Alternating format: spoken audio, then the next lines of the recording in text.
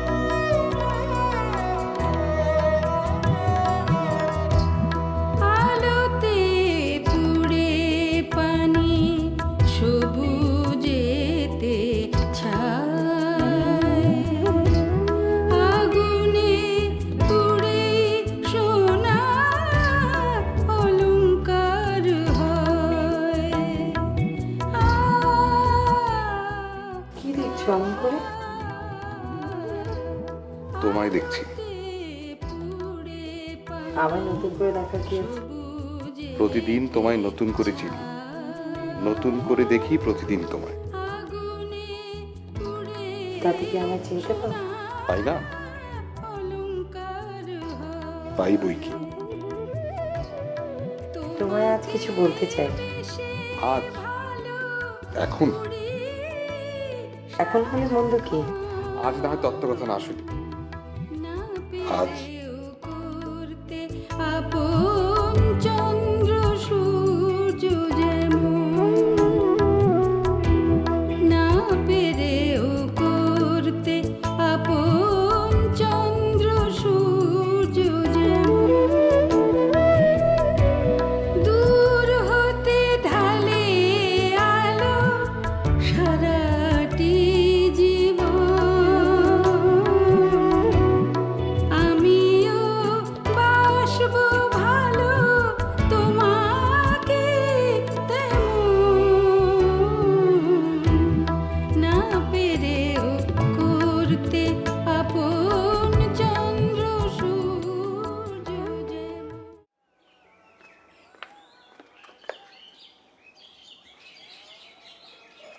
কুসুম, একটু শুনে যাও তো। কুসুম, কি হলো? এই না বলে বেরোলে রান্নার চুলায়। বাবা কোথায়?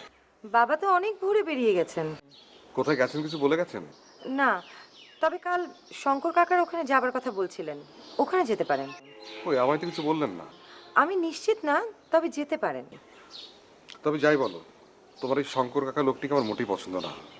ওরা চাল চলন দৃষ্টি কেমন জানো? তুমি কি আমার কথা মন খারাপ করলে? আমি চলি, আমার দেরি হচ্ছে।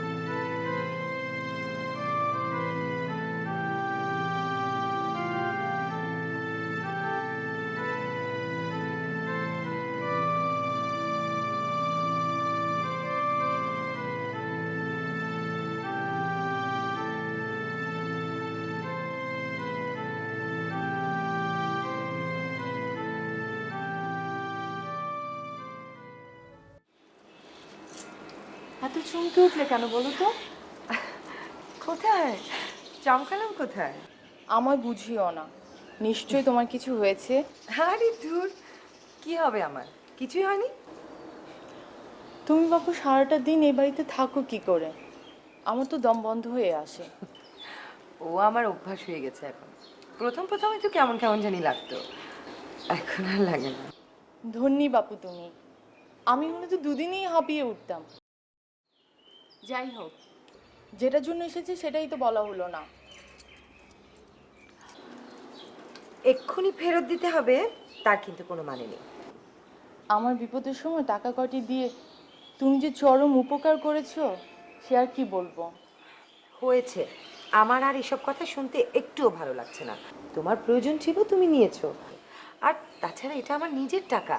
আর সে আমি ঢের জানি, আর এও জানি তোমার মতো বড় মনের মানুষ এই গায়ে বড় অভাব। আবার শুরু করলে? আচ্ছা যাও, আর বলবো না, এবার আমি চলি। না, আমার হাতে বানানো এক কাপ চা খেয়ে যাও। আমি একটা নতুন পদ্ধতি শিখেছি চা বানানোর। এসো।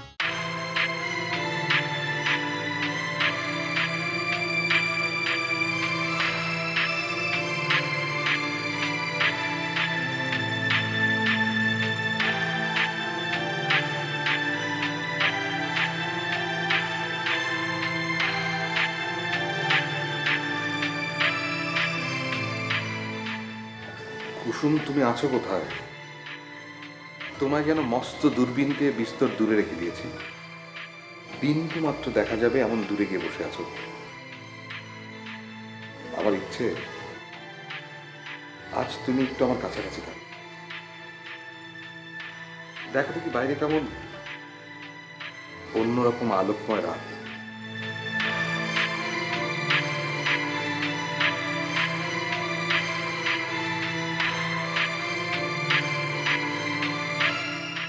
এই বসন্তকাল, এই জ্যোৎস্না রাত্রি, সব কিছু এক মুহূর্তে বাসি হয়ে যেতে পারে। এমন একটা মুহূর্ত আমি চাই। যদি জানো তবে সেটা উচ্চারণ করে কাজ নেই। তবে এমন মন্ত্র যদি জানা থাকে যাতে করে সপ্তাহে 3 থেকে 4টে রবিবার আসে, অথবা রাতটা বিকেল 5টা 5:30 পর্যন্ত গিয়ে ঠেকে, তাহলে সেটা শুনতে আমি রাজি আছি। আমার মৃত্যুকালে তোমায় যে কথাটা বলতে চেয়েছিলাম, আজ তা তোমায় বলতে ইচ্ছে করছে। আজ মনে হচ্ছে তুমি আমায় যত শাস্তিই দাও না কেন, তা আমি বহন করতে পারবো। হেমন্ত, বউকে এক্ষুনি বাড়ি থেকে দূর করে দাও।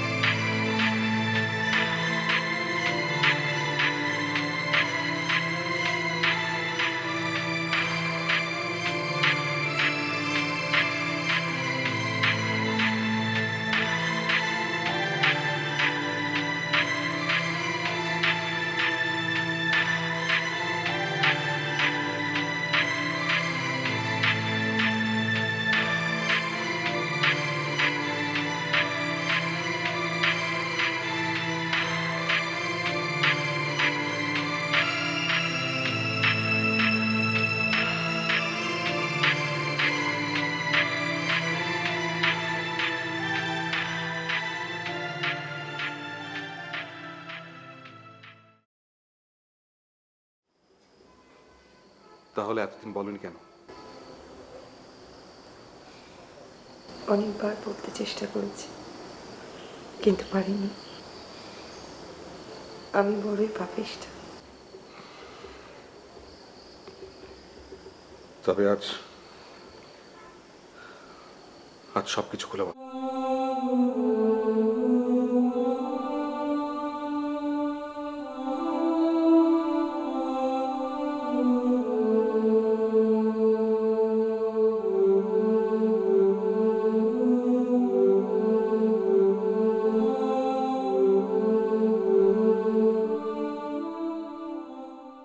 কি বাপু, কি খবর? তুমি তুমি আমাদের জাত নষ্ট করেছো, সর্বনাশ করেছো। তোমাকে এই শাস্তি ভোগ করতে হবে। আর তোমরা আমার জাত রক্ষা করেছো, সমাজ রক্ষা করেছো, আমার পিঠে হাত বুলিয়ে দিয়েছো।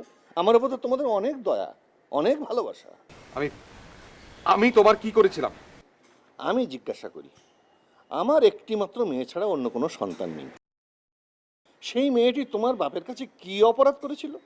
তুমি তখন ছোট ছিলে। এর মধ্যে অনেক কৌতুক আছে। কৌতুক? হ্যাঁ, কৌতুক তো অবশ্যই। আমার জামাই নবকান্ত আমার মেয়ের গয়না চুরি করে বিলেত গেল। তুমি তখন ছোট। 5 বছর বাদে সে বিলেত থেকে ব্যারিস্টার হয়ে ফিরে আসলো। তখন গোল বাঁধালো তো তোমার বাবাই। সে তখন সমাজপতিদের নিয়ে এসে বলল, আমি যদি মেয়েকে তার স্বামীর বাড়িতে পাঠাই তাহলে আমি কোনোদিন তাকে বাড়ি আনতে পারবো না। আমি তো পায়ে পড়লাম, ছেলেটাকে প্রায়শ্চিত্ত করালাম, কিন্তু কিন্তু কি? কোনো কিন্তু টিকলো না। কিন্তু আমি মেয়েকে ছাড়ি কি করে? তাকে সাথে নিয়ে আমি চললাম কলকাতায়। বলেন কি? আহা, গল্পের তো কেবল শুরু। গ্রাম ছেড়ে কলকাতায় গিয়েও কি আমার শান্তি হলো? আমার ভাইপোর বিয়ে ঠিক করলাম, তোমার বাবা কন্যাপক্ষদের উত্তেজিত করে সে বিয়ে ভেঙে দিল। আমি সেদিনই প্রতিজ্ঞা করেছিলাম, যদি এর প্রতিশোধ না নিতে পারি তো আমি ব্রাহ্মণের ছেলে না। তুমি মনে হয় আমার কথাটা বুঝতে পেরেছো। এর আরো বিশদ শুনলে তুমি আরো বেশি বুঝতে পারবে। এর মধ্যে কিন্তু রস আছে।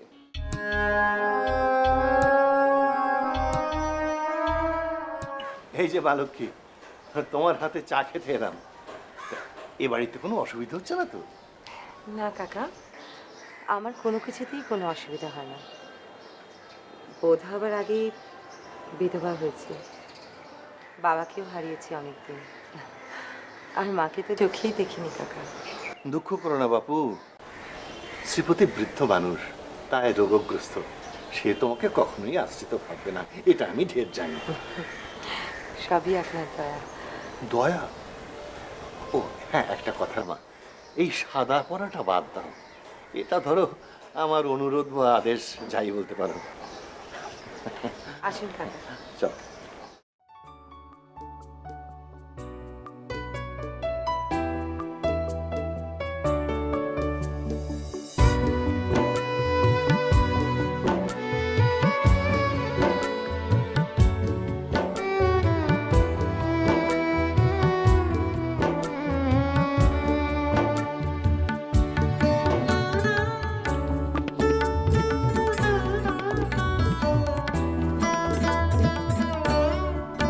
যখন শুনবে না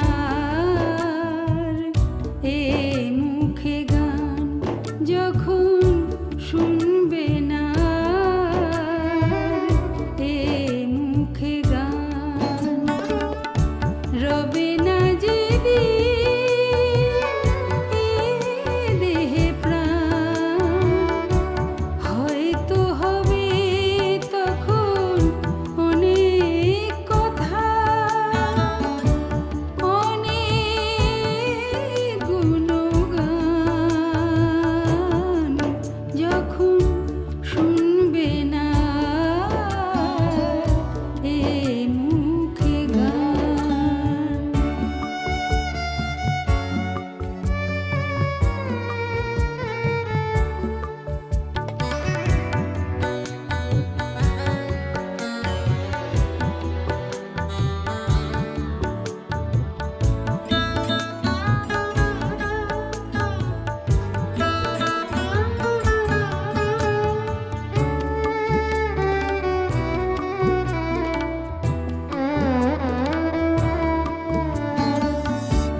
এই কথাই সুর, এই কণ্ঠে রে তান,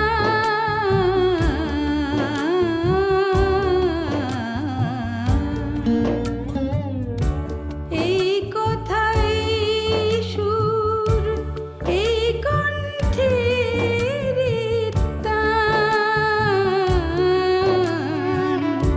সার্থক হবে যদি ছুঁয়ে যায় কোনো প্রাণ, সার্থক হবে যদি ছুঁয়ে যায় কোনো প্রাণ, আবার শুনতে কখনো পড়ে কোনো হৃদয়ের টান,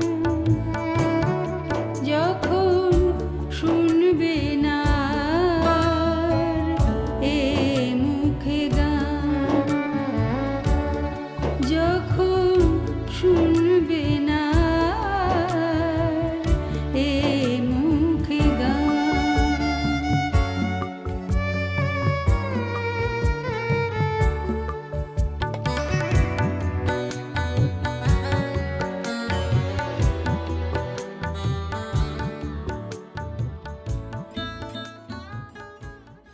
তারপর কুসুম যেখানে আশ্রিত ছিল সেই শ্রীপতিকে গিয়ে ধরলাম আমি।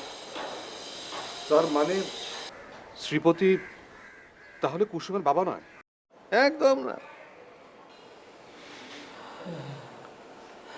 তা বাপু, তুমি অমত করছো কেন? বলা নেই কও নেই, বাপ হয়ে যাব। একটা অনাথ মেয়ে এইটুকু উপকার করতে পারবে না তো কেমন ব্রাহ্মণ তুমি? কে জানে বাবু, যোগকে ঝামেলা পছন্দ করি না একদম। মিথ্যে বলটাও আমার ধাঁচে সয় না। আমারও কি সয়, কিন্তু একটা অনাথ মেয়ে যদি গতি হয় তাহলে স্বর্গ থেকে দেবতারাও তোমার প্রতি তুষ্ট হবেন, এ আমি বলে দিলাম। কি জানি বাবু, তোমরা যা ভালো বোঝো।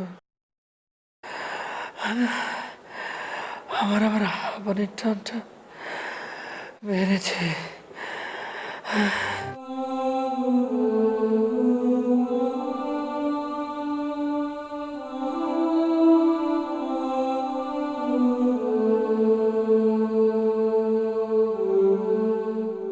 আমায় দেখেছিলেন?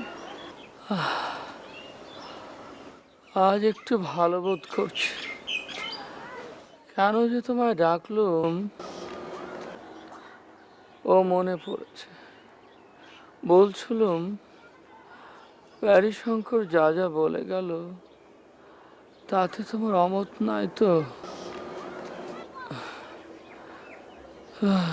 তুমি যেভাবে যত্ন নিচ্ছ আমার,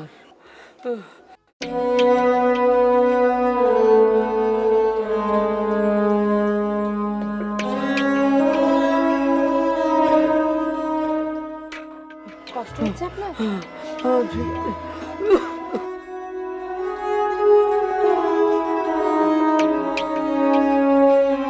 কুসুম এই বিয়েতে আপত্তি করেনি?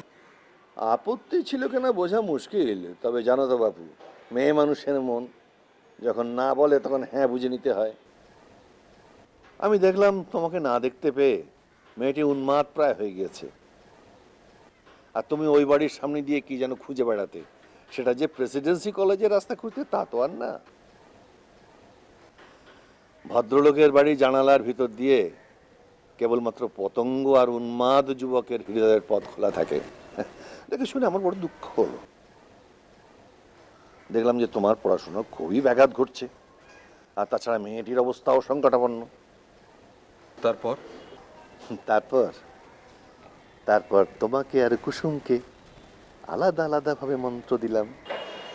শ্রীপতিবাবুকে আমি বলেছি, তার বিশেষ আপত্তি নেই, তবে প্রস্তাবটা তোমাদের পক্ষ থেকে আসলেই যথার্থ হবে। আমি বাবাকে বলেছি। দেখো বাপু, আমি চাই তোমাদের দুটির মঙ্গল, এছাড়া আমার ব্যক্তিগত কোনো স্বার্থ নেই। তবে তবে তোমার বাবাকে জানাবার কথাটা বলো না, তাহলে অকারণে আমাকে ভুল বুঝতে পারে। না না, ছি ছি, সে আমি বাবাকে কেন বলতে যাব? দেখো, পরের উপকার করাই আমার ধর্ম। তোমাদের দুটিকে পাশাপাশি দেখেছি, দেখলে প্রাণের সাথে চোখ দুটোও জুড়িয়ে যায়। না না, এতে লজ্জা পেও না, যা সত্য সেটাই বললাম। আমি আপনার এই ঋণ এই জীবনে শোধ করতে পারবো না। বাছা, আমি বুড়ো মানুষ, আমার কাছে লজ্জা করার দরকার নেই। তুমি মনে মনে যাকে চাও তাকে আমি চিনি, আর ছেলেটিও মাটি হবার জো হয়েছে। আমি চাই তোমাদের দুজনের মিলন হয়ে যাক। তা কি করে সম্ভব? তোমাকে শ্রীপতির মেয়ে বলে চালিয়ে দেব। মিথ্যে বলবো? আহা, কথাটা প্রকাশ না হলে অসুবিধাটা কোথায়? আর ওই ছেলেটিও একেবারে উন্মাদ হয়ে গিয়েছে, তাকে এই গোলমালের কথা বলার দরকারটা কি? কাজটা নিশ্চিন্তে নির্বিঘ্নে সম্পন্ন হলেই সব দিক দিয়ে সুন্দর। আর কথাটা যখন কোনোদিনই প্রকাশ পাবে না, তখন বেচারিকে গায়ে পড়ে অসুখী করার কি দরকার? তারপর তোমার বাবার কাছে প্রস্তাব গেল, তোমার বাবা মেয়ে দেখতে এলেন, মেয়েটার পছন্দও হলো। তবে কুসুমের বাবা মানে শ্রীপতি বাবু আমার কিন্তু বিয়ের আগে। তা কি আর জানি না বাপু, তবে তুমি 5টা মিনিট একটু বসো, আমার একটা ওষুধ খাওয়ার সময় হয়েছে। ওষুধটা খেয়ে এসে নাটকের বাকি অংশটা তোমাকে শোনাই।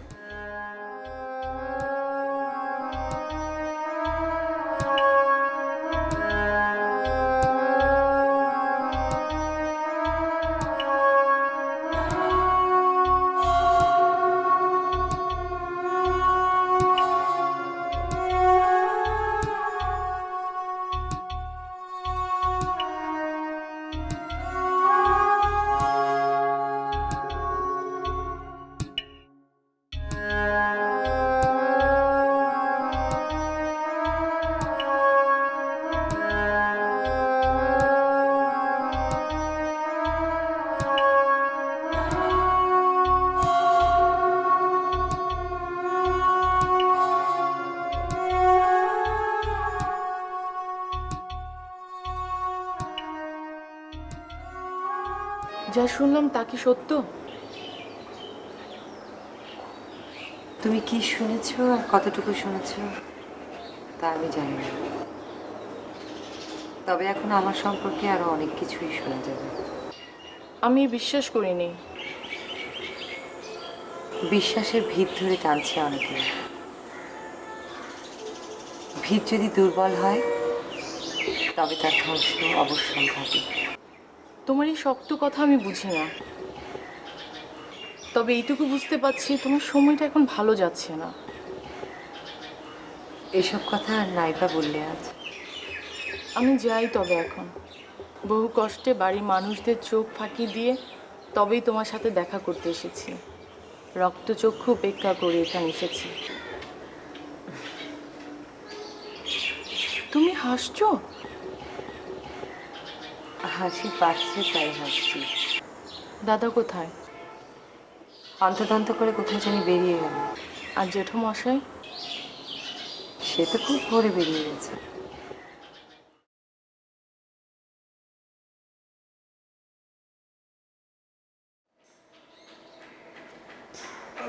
ওষুধটা বড় তেতো বাপু। আচ্ছা, কুসুম কি এই জন্যই বিয়ের আগে বেঁকে বসেছিল? বিলক্ষণ। আমার পায়ে ধরে সে অনেক কান্নাকাটি করলো, বললো যে না এ বিয়ে সে করবে না। আমি বললাম সর্বনাশ, সবকিছু স্থির হয়ে গেছে, এখন কি করে ফেরাবো? সে বলল রাষ্ট্র করে দাও যে আমার মৃত্যু ঘটেছে। তারপর সে কথা শুনে হেমন্ত কি এ বাড়িতে আসবে না? আমায় তবে তুমি কোথাও পাঠিয়ে দাও। ছেলেটা তাহলে কি দশা হবে? তার এতদিনের স্বাদ পূর্ণ হবে বলে সে তো একেবারে সঙ্গে উঠে বসে আছে। আর কাল তাকে তোমার মৃত্যুর সংবাদ আমি পাঠাবো। তারপর দিন তার মৃত্যুর সংবাদ আবার তোমার কাছে পাঠাতে হবে। তারপর দিন আবার তোমার মৃত্যুর সংবাদ আমার কাছে আসবে। আমি কি এ বয়সে স্ত্রী হত্যা, ব্রাহ্মণ হত্যা করে পাতো খাবো? কি তুমি কি বলো শ্রীপতি? তোমার হাঁপানির অবস্থা তো দেখছি বেগতি। বুঝতে পারছি না, প্রাণটা বুঝে যায়। আপনার কিছুই হবে না। আমিও সে কথা বলি, কিছুই হবে না তোমার। অনেক পুণ্যের কাজ করেছে বেলায়। কিন্তু মিথ্যে বলা যে মহাপাপ। এই মহাপুণ্যিতেও মহাপাপ কেটে যাবে। আর তুমি যা করেছো তা তো মহাপুণ্যি। মা আরেকবার চা হবে? কি শ্রীপতি, এই পুণ্য লগ্নে তুই গোমরা মুখ করে আছো, একটু হাসো। হ্যাঁ,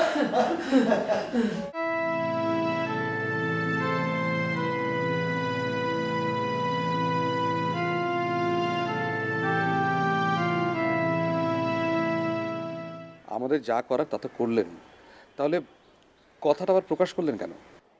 দেখলাম যে তোমার ছোট বোনের বিবাহের সব স্থির। মনে মনে ভাবলাম যে একটা ব্রাহ্মণের জাত মেরেছি, সে কেবল কর্তব্যবোধে। আর একটা ব্রাহ্মণের জাত মারা পড়ে, তখন সঙ্গে সঙ্গে তাদেরকে লিখে দিলাম। হেমন্ত যে কায়স্থ ঘরের বিধবা কন্যা বিয়ে করেছে তার সমস্ত প্রমাণ কিন্তু আমার কাছে আছে। এই যে মেয়েটিকে আমি পরিত্যাগ করব, এর দশা এখন কি হবে? আপনি কি আশ্রয় দেবেন? আমার যে কাজ তা আমি করেছি, এখন পরের পরিত্যক্ত স্ত্রীকে পোষণ করা তো আমার কাজে না।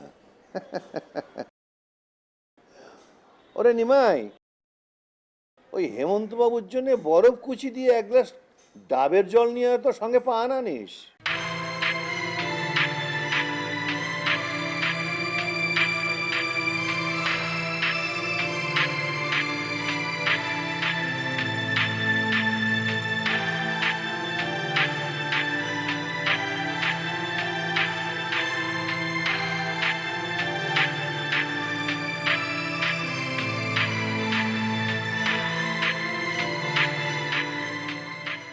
হরিহর চাটুর্যে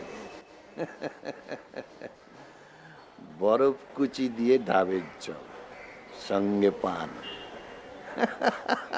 হেমন্ত কায়স্থ ঘরের বিধবা কন্যা।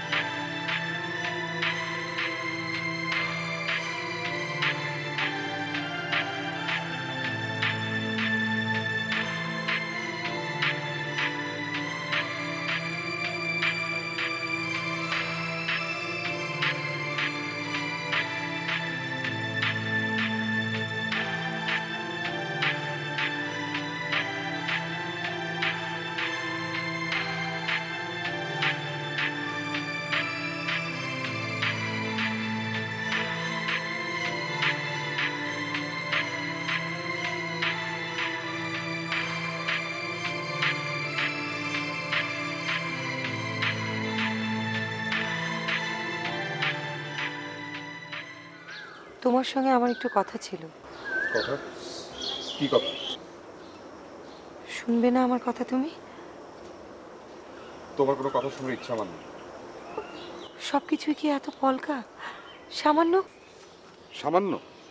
বাহ, একে তুমি সামান্য বলছো কি করে আমি ভেবে পাচ্ছি না। সত্য আর মিথ্যার মাঝখানে কিছু নেই, যেমন এই দিন আর রাতের মাঝখানে। তোমার কোনো কথা শোনার অভিলাষ আমার নেই। একবার ভেবেছিলাম নিজের সপক্ষে কোনো কথা বলে তোমার মনঃসংযোগে কোনো ব্যাঘাত ঘটাবো না। তারপর ভাবি দণ্ডিত বিচার প্রার্থীও তো শেষবারের মতন কিছু একটা বলে। এই অভিপ্রায়ে বলতে চেয়েছিলাম কিছু কথা তোমার। হয়তো ভগবানের ইচ্ছে অন্যরকম, তার হয়তো ইচ্ছে নেই ভেতরের ভেতরের কথাগুলো প্রকাশ হোক। তোমার কান্না আর আমাকে সে আমি ঢের বুঝতে পারছি, তবে যে কুসুমকে তুমি এতদিন চিনেছ তাকে আজ নতুন করে চিনবে, সেটাই যেন এই কুসুম মেনে নিতে পারছে না।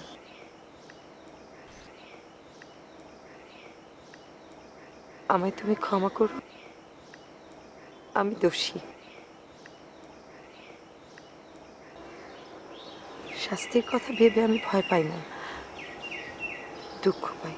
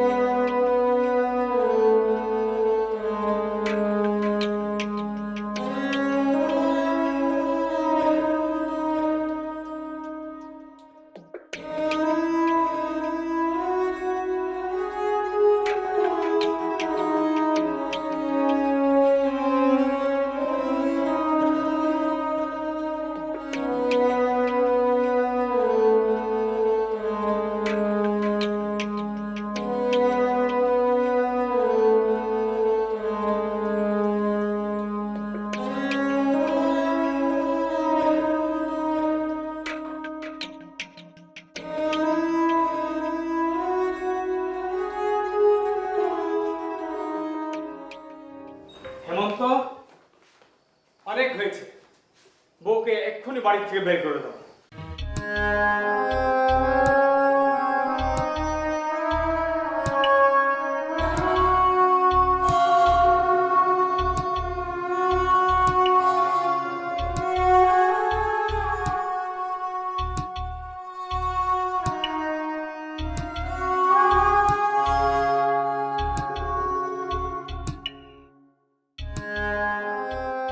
আমি স্ত্রীকে ত্যাগ করবো না। তবে জাত? আমি জাত মানি না। তবে তুই শুদ্ধ ঘর থেকে বের হয়ে যা।